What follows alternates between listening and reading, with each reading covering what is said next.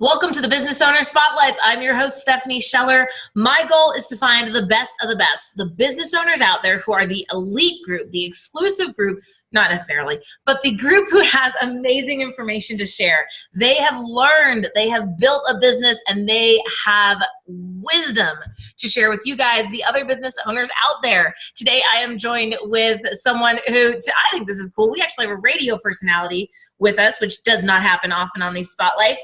JJ, thanks for sitting down with me. Absolutely. Thanks for having me.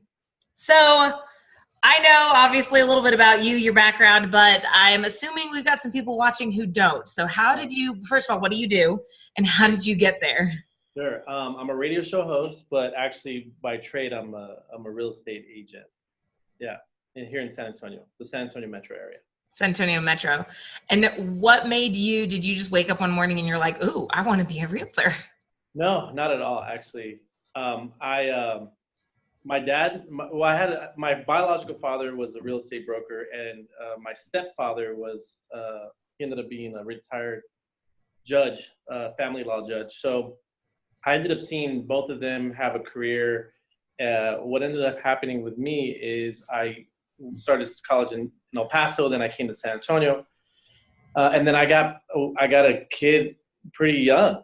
And so I realized in my junior year at UTSA that I could either finish UTSA and then go to UT Law like my stepdad and then do all this business development and then create either get on a firm and try to become a partner, or I could do it the other route like my biological father did and do real estate. What I knew about both of those actual occupations is that they're very similar. You have to go and get clients. You have to create a business. You have to service clients and get referrals. And I knew it was the same. So I hate to say it, I took this shortcut. I took the shortcut into real estate. I knew they were very similar, and I figured I'd do one or the other. Nice. And so the trade group, you have your own. Are you a broker now, or are you a realtor, or? So I'm under the Keller Williams umbrella, Okay. Which, if anyone knows the pretty much it's like being a broker because we have our own team. There are agents under me that work for me, and all that kind of stuff. But we don't. The moment you put broker on the card, I think it's douchey. No, I'm just kidding. No, but it creates a tremendous amount of liability. So we're just like, I'm the team leader of our group, I guess is what. Nice. Well, you got to watch that liability thing because it can bite you in the butt. I think it's the douchey part that I don't like about it, to be honest with you. Oh, really? Yeah. So what's the best part of being in real estate? The best part? I would say that it changes all the time, so it keeps you on your toes. I don't know. I know a lot of entrepreneurs out there. They probably are like me, and they do much better under pressure. The first 2 years of real estate are dramatically terrible. There's a 93%. It's terrible. It's 12-hour days, 15-hour days, 7 days a week. I remember my first year, the first day off I had was in April, which was Easter. Full day off. And then after that, it gets progressively better. And there's a 93% failure rate, so that's always in the back of your mind. And I think there's a failure rate because there's such a huge learning curve of what you have to know to be in real estate. And by the time you figured most of it out, you're out of money. Yeah. That's tough. So, I mean, how did you survive that? Because I saw my dad, I hate to say this, but I saw my dad fail forward for a long time. And I realized that the biggest difference that he took it as was a job, in real estate and is not a job. It's a business. You're opening up a business. So I saved up 9 months of, I was a wine sommelier and a bartender. And so nice. Kind of. It's the worst job ever. Well, no, you had me at wine. That was about as far as I got in that sentence. It sounds fun, but getting trashed and then working an 8-hour shift is the worst job I've ever had in my life. Yeah, it's tough. But probably a good thing I never did that then. No, it's terrible. But like 9 months I saved up 9 months of every kind of expenditure that I would have. And then I also, took out a loan for marketing budget because I felt like I was opening up a business. I think real estate tends to think, it's a side job or a part-time gig. It's definitely a business. You got to open it from the ground up and take it at that. And just like if you're opening up a restaurant or a taco truck or a pharmacy, you're the janitor, accountant, CEO, COO, whatever, the first couple of years, and it's tough. How did you juggle all that? Because I mean, that is, and I hear everybody talk about that, and I've done it. It's hair pulling. I think it's coaching. I think right out of the gate, I knew that I needed a coach. So I've had a business coach my entire 13-year career, or 14 years now, wow, except for about 17 months, which were the worst 17 months of my career, by the way. But I always had a coach saying, hey, do this, do that, don't do that. That was stupid. You know, I actually paid most of them just to yell at me for 30 minutes a week, and then I get over it, and then I wait for the next call. I always tell people when I'm coaching with them, one of the first warnings I give them is at some point you're going to hate me. You're going to be super mad at me. And your job is to spend 48 hours just getting over it. And if you're still mad, call me up. But I'm going to have to get on you and you're not going to like it. So let's just clear the air now. If I like my coach, I break up because I know we're not going to grow. You know? Well, that's true. Growth hurts, right? It's like I joke about the growing pains when you were a kid and it's like, my arm, mom. You think you're dying, right? Right. It goes away. It does, fortunately. So you survived by getting a coach. What has been the hardest part of once you got past those first 2 years and you stuck around past you became part of the 7%? What was the hardest part after you kind of got established? Ego. So ego is the worst part because, you know, so there's, you know, if there's a ceiling that you hit, if it's, I think in any business, but if it's all about you and you're the man or the woman, right? There's the ceiling, like you can't be everything all the time. Yeah. And so I think you just have to realize that you're not the smartest person in the room, nor should you want to be the smartest person in the room. And if you are, then you definitely need to top grade everyone around you. And so I think what most real estate agents, it's all about them and I'm the best listing agent or the best blah, blah, blah. And obviously that's just kind of the natural progression. And then you realize one day, like, I don't want to do everything. That's kind of crazy. Yeah. And there's no way that I'm the best blank that's ever been. And so once you realize that, to leverage yourself, and like the biggest ego shattering for me was my first European trip. When I got out of the way, my real estate team killed it without me. Like they had the biggest month ever. Oh, ouch. Yeah. And so I was like, well, that should tell me something. But then you kind of come to the realization that it's kind of good to be not needed. And then you want to be wanted as a leader at that point. Yeah, and I think I hope our guys just replay that one. Those of you guys watching the video, that was a huge lesson right there. I'm going to go replay that one too because that's so accurate. And I see so many people. I actually had someone who told me yesterday, he said, I think my biggest problem in business is me. I think I'm getting in the way. And he said, I don't know how to fix it either. But I was like, yeah, you know what? At least you can recognize that because most people never come to that realization. Right. No, yeah, it's eye-opening. And you know what? Now that I got out of residential into commercial, my residential team, business partner, they're killing it. So now I can't wait to get out of the way of my commercial business so that it can start killing it too. But it's definitely that ego. Ego is the hardest thing I think for an entrepreneur because you're building something and then it becomes your baby, and so you don't want anyone to take away your baby. And I'm a control freak by nature, so anything that I let go is crazy. But I come from that, you know, I do, we do, then you do, right? So I'm gonna do it, we're gonna do it, then you're gonna do it. And that's probably a 90-day process if you get it down right. And then as long as you got the right person in place, you're good. Just keep on moving.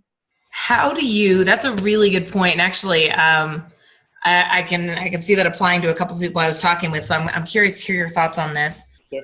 How did you survive realizing, because a lot of times entrepreneurs get their identity caught up in, you know, I built this business, I run this business, I am this business. Mm-hmm. How did you survive coming back and realizing, oh my gosh, I actually don't need, and actually the business is better without me. Your identity kind of got messed with there. How did you handle that? So that's the second hardest thing besides ego is boredom, right? So like, it's always the thing, what is JJ going to do now, right? If I don't have to go to every single listing appointment or show every single buyer or do every single contract or negotiate every single deal or answer every single phone call, right?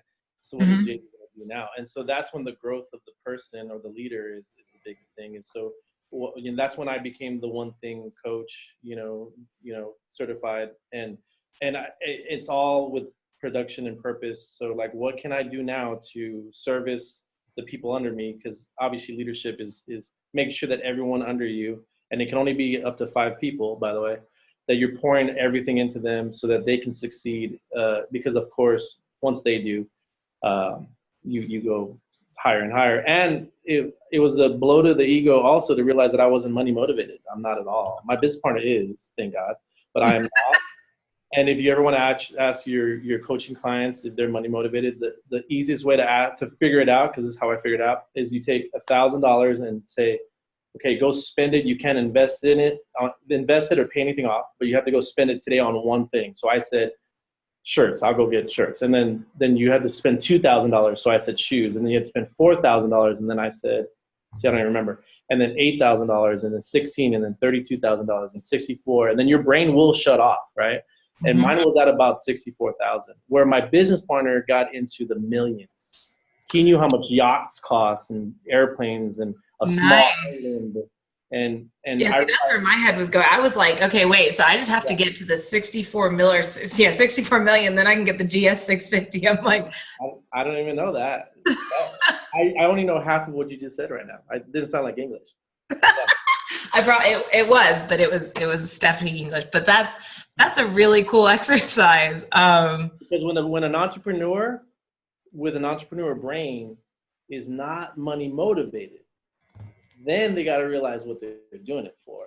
And that's where, like, why am I doing this, right? And so that's where, we start to do some crazier stuff, like the one thing, I do stuff for 18 to 24-year-olds, to make sure that they understand what they need to do and all that kind of stuff. So that's where it gets to the bigger, better things. Well, I don't know better, but definitely bigger.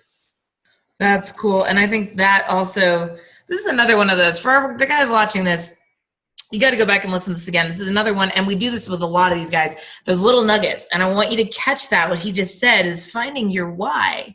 It was one of the biggest lessons I learned when I started my business was, my coach looked at me and he said, Stephanie, at some point in time, you're going to wake up and you're already going to work 40 hours a week, and it's going to be Tuesday morning. And you're going to sit here and go, why would I get out of bed this morning? And he said, unless you know what that why is, you're not going to. And then the other thing he said was, everyone's got to find their own why, because my why isn't going to work for you. Definitely. That's another thing too. As a leader, you want so much more for the people under you, or the people that you're coaching or training, and you can't. Like, it's their thing, right? Yeah. So I tell people, I say, look, you gotta, it's that classic question: what would you do if you had all the money in the world after you traveled and bought all the crap that you wanted to buy? And then they usually say, like, what would you do? Like, I totally would do like the one thing workshops and stuff. I would do that for free if I didn't need money. And then you look at what you want eradicated in the world, like the cure for cancer or something like that. And you take those two together, and people's why is usually a combination of those two things. It's something that they would want to do forever, that would allow something that's bigger and better than them for the better of humanity. Tends to get you up in the morning. Not $1,000. That usually does it. And honestly, there's the whole diminishing law of returns. Once I think it's 150 or is it 250? Regardless, at some point, it doesn't matter how much more money you make, you very seldom. Even, Warren Buffett's sitting here going, what do I do with my money at this point, right? Like, he can't even give it away fast enough because he has so much freaking money. Sure. And it's cool to sit there and be like, oh, I want to be like Warren Buffett. But at some point, it just doesn't make a difference. You have to have that. And I love what you just said. You just connected, the two dots of what is it you would go do and what's the one thing you want to change. Exactly. That was genius. That's not me. That's the one. This is all plagiarized. I'm only here to remind you what you already know. Well, let's do this. So I typically take notes through all of these, and when I get to the bottom of one page, I figure we've gotten a lot of nuggets in here. So I'm at the bottom of my one page. So what is your number one best piece of advice for other business owners out there? So write this down: do, have, HAVE. So it's be, do, have. This is the biggest lie that your brain will teach you, right? So you always say, like, your brain says do, have, be, and have, do, be. Let me give you an example. So if I wanted to have, I admire Tim Duncan. So if I wanted to have Tim Duncan's jump shot, then I would have to do what he does in order to be like Tim Duncan, right? That makes sense? Right. Or your brain says, no, if I did what Tim Duncan did, then I would have what he has, and so I would be like him. But this is what people don't realize, and I was just talking to one of my agents earlier today, is you have to be you have. So you have to be this person who you want to be like in order to do what they do, in order to have what they have. And so everyone has to emulate someone in their field to benchmark. And it sounds creepy, like you're stalking people and you want to be like them, like wear their face and clothes and stuff. But you have to want to be like someone in order to be like someone. Your brain will tell you, no, you're not 7'3", so you'll never be like Tim Duncan, or you don't have his career, so you can't be like him. And not that I want to be like Tim Duncan, I'm just a Spurs fanatic, but you need to be like someone in your field in order to do what they do, in order to have what they have. And once you can reprogram your brain that it's be, do, have, everything else becomes a lot clearer, everything becomes a lot easier, and you can emulate a person. I just found someone in commercial real estate I want to be like, so I bought him his favorite bottle of scotch, and I asked him out to dinner, which sounds creepy, and we're going, and it's fantastic. I can't wait to be like this dude, or at least figure out how. And it's obviously going to be this fantasy of what he's like, but nevertheless, if I found someone, and I need that, and coaches like you in my life in order to prosper. And so, if you have a coach and you can be, do, have, you're way good. That's awesome. I love that. And I totally tell people, you've got to have a list. You've got to have the people you want to meet. You've got to have the people you want to be like, because, of course we don't want to just replicate, right? You always want to do bigger, better. But at the same time, no one broke the 4-minute mile until that one guy said he could do it. And then suddenly same year, 12 other people did it. Exactly. All right. Sometimes we just need someone to shoot for. So I love it. I had an amazing time with this interview, JJ. This was so worth the wait. Cool. Yeah, I'm sorry you waited, by the way. That's on me, but next time, let me know. I'll get it on time quickly.